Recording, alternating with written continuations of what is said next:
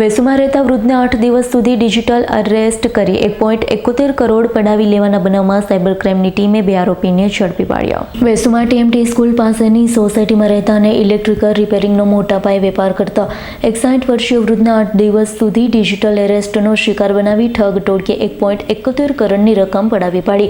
9મા દિવસે વૃદ્ધે વધુ 28 લાખની રકમ RTGS કરવા પહેલા યુટ્યુબ પર વિડીયો જોતા પોતે છેતરાઈ હોવાની જાણ થતાં સાયબર ક્રાઇમ પોલીસમાં જાણ કરી ઇલેક્ટ્રિકલ રિપેરિંગના મોટા વૃદ્ધ વેપારીએ પોતાની સાથે 1.71 કરોડનો ફ્રોડ થયો હોવાની ફરિયાદ કરતા તાત્કાલિક સાયબર ક્રાઇમની ટીમે તપાસ હાથ ધરી 2 આરોપીઓને ઝડપી પાડ્યા તો અન્યોને ઝડપી પાડવા ચક્રો ગતિમાન કર્યા છે।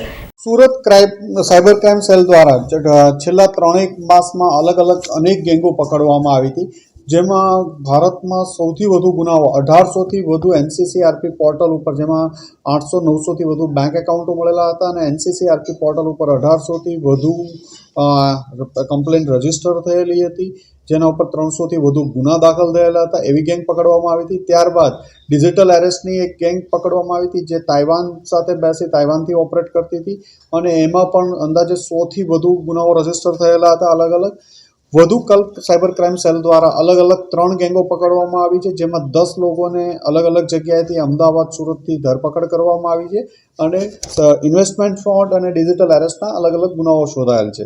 સૌપ્રથમ આપણે વાત કરીએ તો સુરતના એક 61 વર્ષના જે રિટાયર્ડ કાકા છે, એમને આ લોકોએ વોટ્સએપથી કોન્ટેક્ટ કરવામાં આવ્યો હતો અને તમારા આધાર કાર્ડના આધારે બોગસ સિમ ઇસ્યુ થયું છે અને આ સિમના આધારે અલગ અલગ ટ્રાન્ઝેક્શનો એકાઉન્ટો બેંકોમાં એકાઉન્ટ ખોલ્યા છે અને ટ્રાન્ઝેક્શન થયા એવી રીતે ડરાવી અને અંદાજે 15 દિવસ સુધી વોટ્સએપથી અલગ અલગ ટાઈમ ઉપર એને ડિજિટલ એરેસ્ટ કરવામાં આવ્યા હતા અને એમની પાસેથી 1.71 લાખ જેટલી રકમ પડાવી લેવામાં આવી હતી। આ ગુનાની તપાસ દરમિયાન સુરત સાયબર ક્રાઇમ સેલ દ્વારા એક મુકેશ પટેલ અને મેહુલ પટેલ આ બંનેને અમદાવાદથી ધરપકડ કરવામાં આવી છે।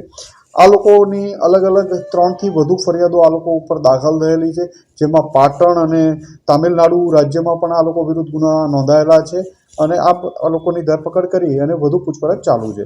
આમાં 8 લાખ જેટલા એકાઉન્ટમાં પૈસા ફ્રીઝ પણ કરવામાં આવ્યા છે।